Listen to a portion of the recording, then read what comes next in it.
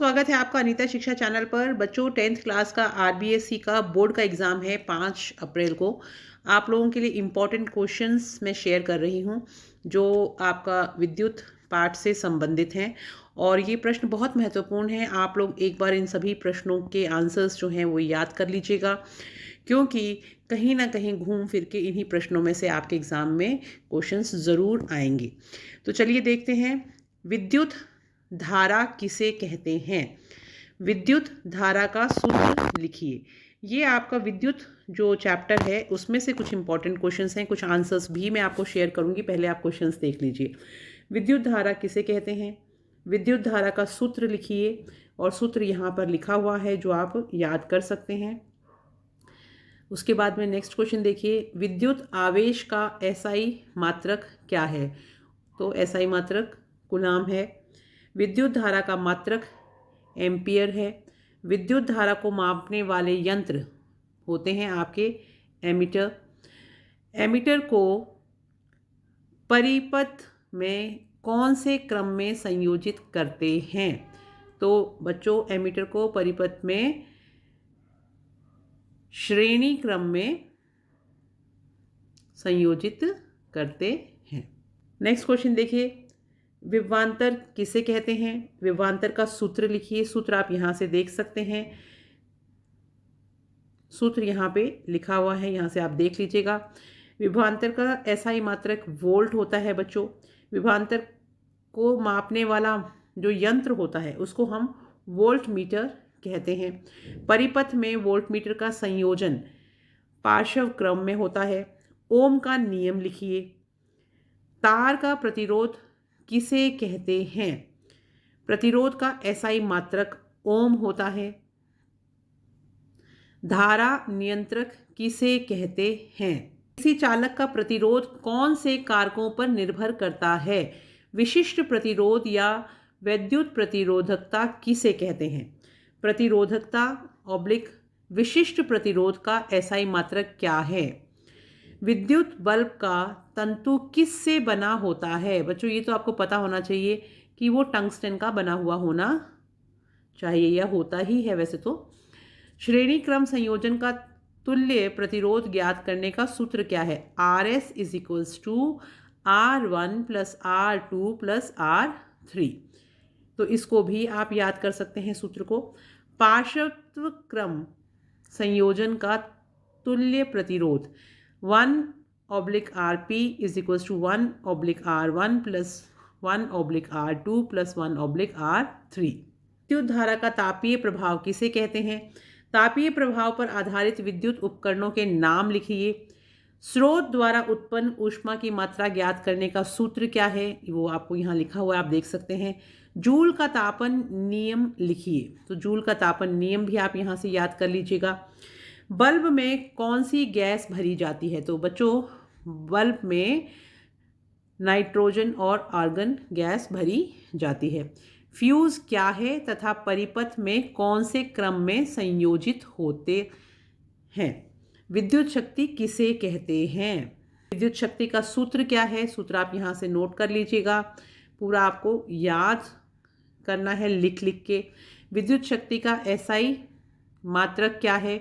What होता है। विद्युत शक्ति का एसआई मात्रक वॉट होता है।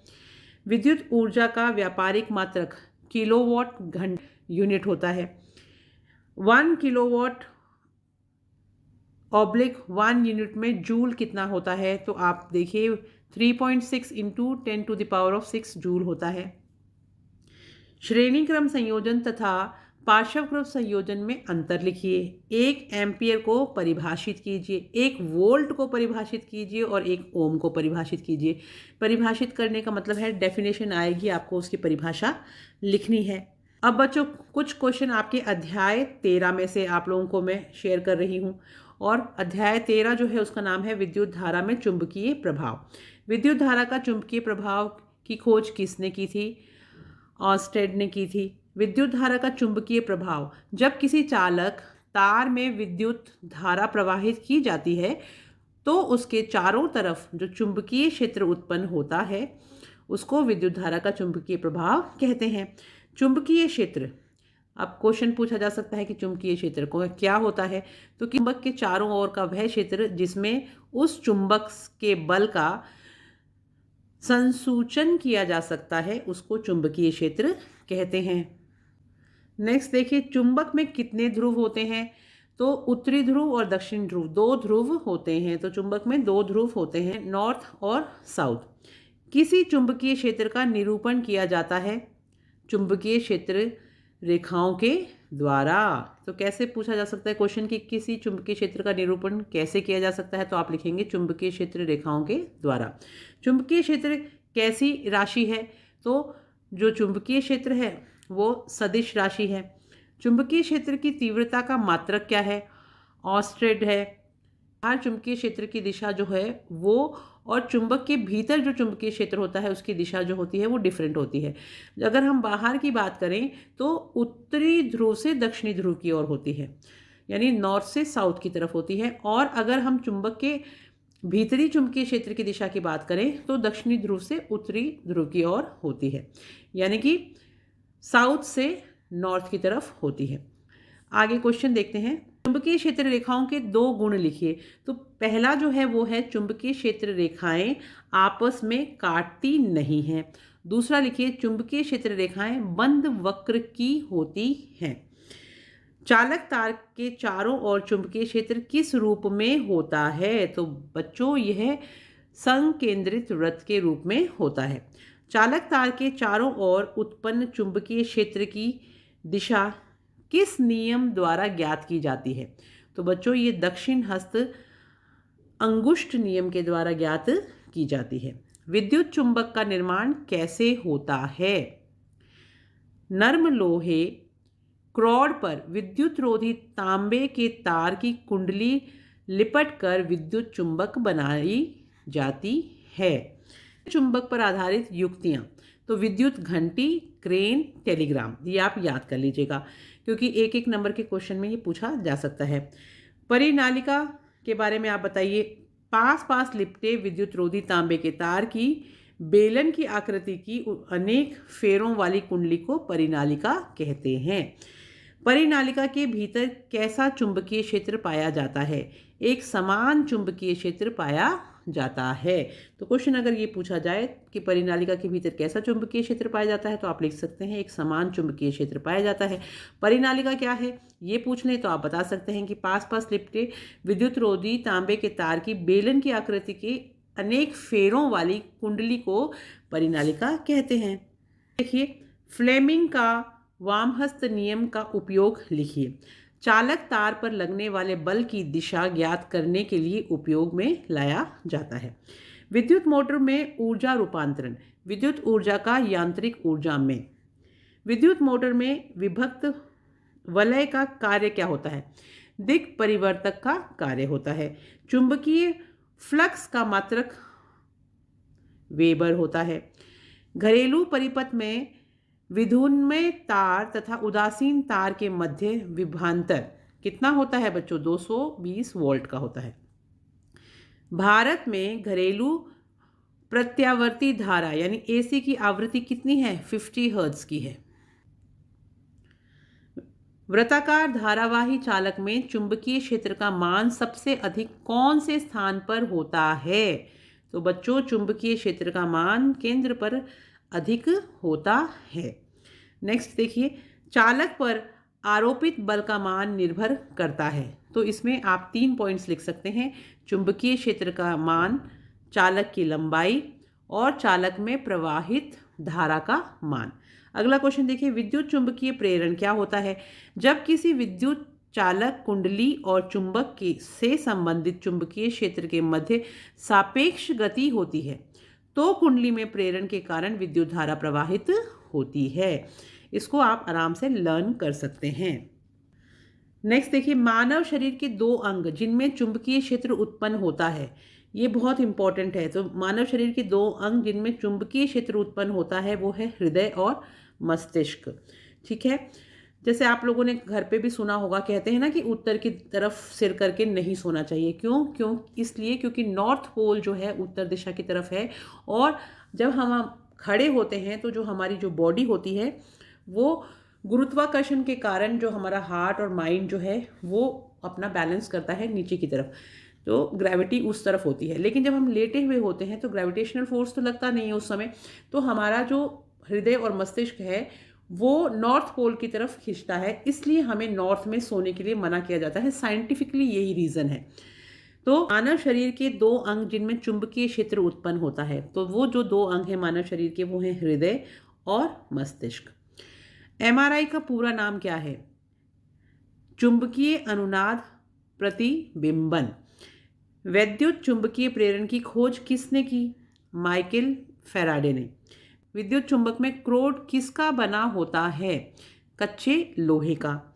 आर्मेचर क्या है? कुंडली तथा नर्म लोह कोड जिस पर कुंडली को लपेटा जाता है, दोनों मिलकर आर्मेचर कहलाते हैं।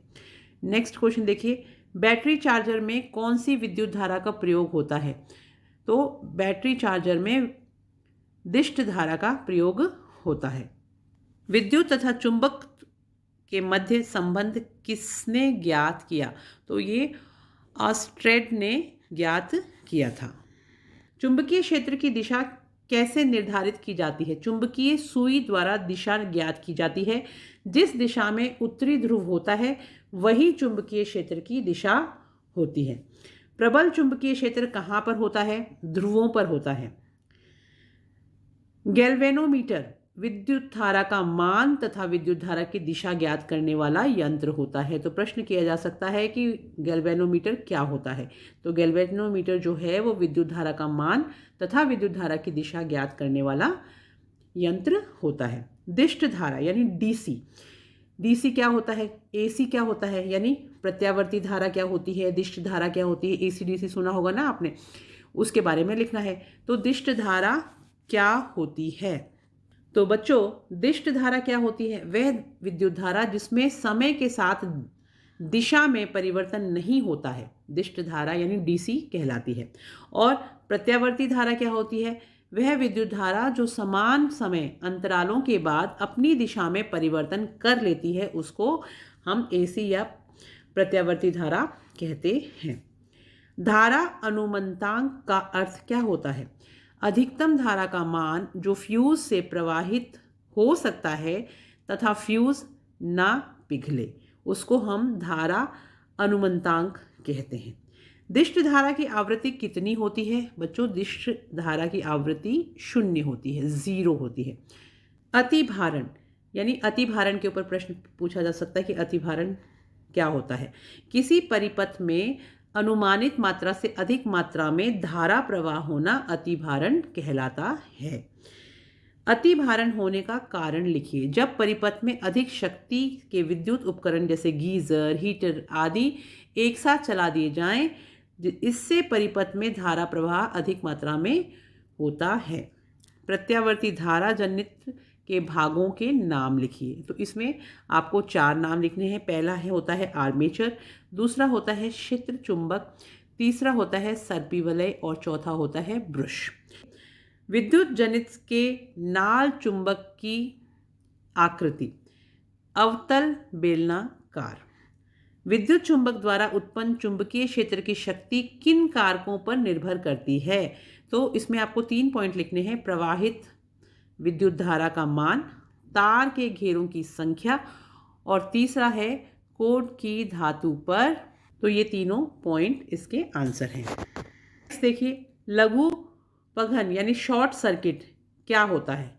किसी विद्युत यंत्र में विद्युन्मय एवं उदास तारों के सीधे संपर्क में आने के कारण विद्युत धारा के कम प्रतिरोध से होकर प्रवाहित होना लघु पथन कहलाता है। दृष्ट धारा जनित कौन से सिद्धांत पर कार्य करता है? तो बच्चों, दृष्ट धारा जनित विद्युत चुंबकीय प्रेरण सिद्धांत जो होता है उसके ऊपर कार्य करता है। विद्युत जनित में ऊर्जा रूपांतरण कैसे होता है? यांत्रिक ऊर्जा को विद्युत ऊर्जा में चेंज करने पे। परिपथ में लाल विद्युत रोधी आवरण वाला तार, उसको क्या कहते हैं? उसको विद्युन्मय तार यानी प्लस कहते हैं। और परिपथ में काला विद्युत रोधी आवरण वाला तार जो है उसको उदासीन तार कहते हैं। जो माइनस होता है, और परिपथ में हरा विद्युत रोधी आवरण वाला तार भू संपर्क तार कहते हैं, जिसको कहते हैं ना अर्थिंग के लिए लगाया जाता है। आपने सुना होगा अपने घर पे भी। कई बार आप कूलर में पानी भर रहे होते हैं और आपको एकदम से करंट जैसा महसूस होता है, तो वो अर्थिंग हो जाती है, उसके कारण ऐसा होता है। घरेलू विद्युत परिपथ का प्रकार 15A विद्युत धारा अनुमतांक परिपथ, और दूसरा है 5A विद्युत धारा अनुमतांक परिपथ, यानी एक 15A है और दूसरा 5A है। नेक्स्ट देखिए, घरेलू परिपथ में अवयवों यानी उपकरणों को कौन से क्रम में लगाते हैं? इनको बच्चों पार्श्व क्रम में लगाते हैं। घरेलू परिपथ की सुरक्षा युक्ति, उसके लिए आपको 2 पॉइंट कौन कौन से हैं, उसके लिए आप क्या लगाते हो? फ्यूज़, है ना, और भू संपर्क तार, यानी कि एक तो फ्यूज़ का जो वायर होता है वो लगाया जाता है, और दूसरा जो है वो भू संपर्क तार लगाया जाता है अर्थिंग के लिए। फ्यूज़ का कार्य क्या होता है? विद्युत परिपथ में लगा फ्यूज़ परिपथ तथा उपकरणों की जो अतिभार के कारण होने वाली जो क्षति है उससे उसको बचाता है। दक्षिण हस्त अंगुष्ठ नियम क्या होता है? किसी धारावाही चालक से संबंधित चुंबकीय क्षेत्र की दिशा ज्ञात करने का नियम होता है। मैक्सवेल का कॉर्कस्क्रू का नियम, इसके ऊपर क्वेश्चन आ सकता है, इंपॉर्टेंट है, आप इसको याद कर लीजिएगा। इसके अनुसार यदि किसी कॉर्कस्क्रू को विद्युत धारा की दिशा में आगे बढ़ाते हैं तो कॉर्कस्क्रू के घूर्णन की दिशा चुंबकीय क्षेत्र की दिशा होती है। का कॉर्कस्क्रू का नियम क्या है? इसके अनुसार यदि किसी कॉर्कस्क्रू को विद्युत धारा की दिशा में आगे बढ़ाते हैं तो कॉर्कस्क्रू के घूर्णन की जो दिशा है वो चुंबकीय क्षेत्र की दिशा होती है। फ्लेमिंग का वाम हस्त यानी बायां हाथ नियम क्या है? चुंबकीय क्षेत्र में धारावाही चालक पर लगने वाले बल की दिशा ज्ञात करने का यह नियम होता है। नेक्स्ट देखिए, फ्लेमिंग का दक्षिण हस्त यानी दायां हाथ नियम क्या है? प्रेरित विद्युत धारा की दिशा ज्ञात करने का यह नियम होता है। तो बच्चों यहाँ पर आपके इस चैप्टर के क्वेश्चंस जो हैं, इंपॉर्टेंट जो पॉइंट्स थे वो ख़त्म हो जाते हैं। चलिए देखते हैं अगला। अब हम 15 नंबर करेंगे, हमारा पर्यावरण। उसके महत्वपूर्ण प्रश्न देखिए।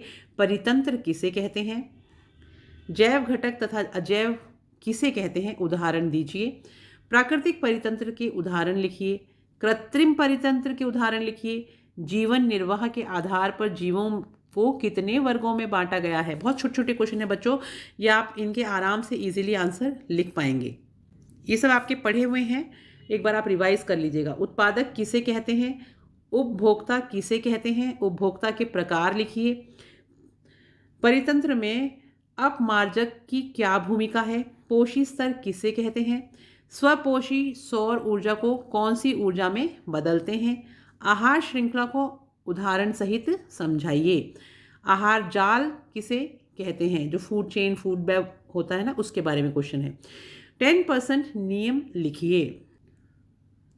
परितंत्र में कौन से पोषी स्तर जीवों की संख्या सबसे अधिक होती है? जीवों में ऊर्जा प्रवाह की 2 विशेषताएं लिखिए। जैव आवर्धन किसे कहते हैं? ओजोन अणु का सूत्र लिखिए। ओजोन का निर्माण कैसे होता है? ओजोन परत का कार्य लिखिए। ओजोन परत अपक्षय का मुख्य कारक कौन सी गैस है? आगे देखिए, CFC का उपयोग किसमें किया जाता है? UNEP का पूरा नाम लिखिए। UNEP में CFC उत्पादन को कौन से वर्ष के स्तर पर लिखने की सहमति बनी? आजकल CFC के स्थान पर कौन सी गैस का प्रयोग होता है? जैव निम्नीकरणीय पदार्थ किसे कहते हैं? उदाहरण दीजिए। पदार्थ किसे कहते हैं उसका भी उदाहरण दीजिए। ओजोन परत की क्षति से क्या नुकसान होगा? जैव आवर्धन उत्पन्न करने वाले पदार्थों के नाम लिखिए। हरे पौधों द्वारा सौर ऊर्जा का कितने प्रतिशत भाग खाद्य ऊर्जा यानी रासायनिक ऊर्जा में बदलता है? तो बच्चों ये सारे के सारे इंपॉर्टेंट गेस क्वेश्चंस हैं जो आप अगर याद कर लेंगे तो आपको एग्जाम में बहुत हेल्प मिलेगी। कहीं ना कहीं छोटे बड़े क्वेश्चंस में इनमें से ही प्रश्न आपको आएंगे। इस अध्याय 16 में से भी आपके 3 अंक के प्रश्न आने वाले हैं। तो देखिए, प्राकृतिक संसाधनों का संपोषित प्रबंधन, ये आपके चैप्टर का नाम है। गंगा सफाई योजना कब प्रारंभ की गई थी? 1985 में। इसको आप यहीं से याद कर लीजिएगा कि कब करी गई थी। गंगा सफाई योजना प्रारंभ की गई थी 1985 में। नमामि गंगे कार्यक्रम कब प्रारंभ हुआ? ये शुरू हुआ था बच्चों जून 2014 में। पर्यावरण संरक्षण के लिए 5R कौन से हैं? जैव विविधता के विशिष्ट स्थल कौन हैं? वन है। प्राकृतिक संरक्षण का मुख्य उद्देश्य क्या है? वंशागत जैव विविधता का संरक्षण। पॉइंट आप यहाँ से नोट कर लीजिएगा। दो उद्योगों का नाम लिखिए जो वन उत्पाद पर निर्भर हैं। तो कागज और लाख, दोनों हमें वन से मिलते हैं। भारत सरकार द्वारा जीव संरक्षण हेतु कौन सा पुरस्कार दिया जाता है? खेजड़ोली गांव जो जोधपुर में खेजड़ी वृक्षों को बचाने हेतु किसने बलिदान दिया था? एल्पाइन के वन कौन से क्षेत्र में पाए जाते हैं? चिपको आंदोलन कौन से स्थान पर हुआ था? बहुत इंपॉर्टेंट क्वेश्चन है, खेजड़ोली गांव वाला भी और ये चिपको आंदोलन भी। और एल्पाइन वन कौन से क्षेत्र में पाए जाते हैं? चिपको आंदोलन क्यों हुआ था? चिपको आंदोलन कब हुआ था? चिपको आंदोलन किसके बीच हुआ था? सिंचाई के लिए प्राचीन समय से कौन से साधनों का उपयोग किया जा रहा है? बड़े बांध के 2 उपयोग लिखिए। राजस्थान में हरियाली कौन सी नहर से आई है? अधिक जल खपत वाले 2 फसलों का नाम लिखिए। टिटरी बांध कौन सी नदी पर स्थित है? Very important. नर्मदा बचाओ आंदोलन क्यों किया जा रहा है? बड़े बांधों से उत्पन्न समस्याएं लिखिए। ये सारे क्वेश्चंस जो हैं ये बहुत सिंपल हैं। आप एक बार अगर आपने ढंग से चैप्टर पढ़ा होगा तो आप इनके आंसर कर पाएंगे। और अगर मान लीजिए अभी तक आपने तैयारी नहीं करी तो इनके आंसर्स आप फटाफट याद कर लीजिएगा। आगे देखिए, तांबा बांध कौन सी नदी पर स्थित है? जलाशय की मुख्य उद्देश्य लिखिए। राजस्थान की प्राचीन जल संग्रहण प्रणाली बताइए। कुल्ह प्रणाली कौन से राज्य में है? वाटरमैन के नाम से किसे जाना जाता है? 2 जीवाश्म ईंधन का नाम लिखिए। जीवाश्म ईंधन का निर्माण कैसे होता है? जीवाश्म ईंधन को अपर्याप्त वायु से दहन करने पर कौन सी गैस बनती है? जीवाश्म ईंधन की 2 हानियां लिखिए व 2 उपाय लिखिए। खेजड़ी वृक्षों को बचाने हेतु कितने लोगों ने बलिदान दिया था? अमृता देवी बिश्नोई राष्ट्रीय पुरस्कार किस कार्य हेतु दिया जाता है? सामाजिक वानिकी क्या है?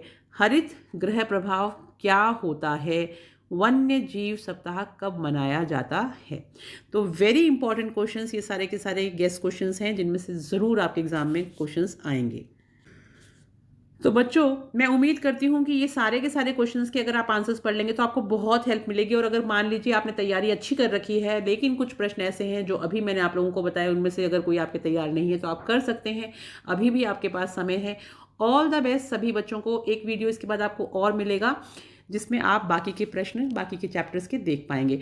अगर ये जानकारी इंपॉर्टेंट लगी हो, क्वेश्चंस आपके काम के आपको लगे हों और चैनल से मदद मिली हो तो जाने से पहले चैनल को लाइक, सब्सक्राइब और कमेंट भी करिएगा कि आपको कितनी हेल्प मिली। परीक्षा के बाद में फिर हम आपसे मिलेंगे। और all the best to all the students. बहुत अच्छा आपका पेपर होगा, घबराएं नहीं, तसल्ली से पूरा पेपर करें। Thank you. Have a nice day.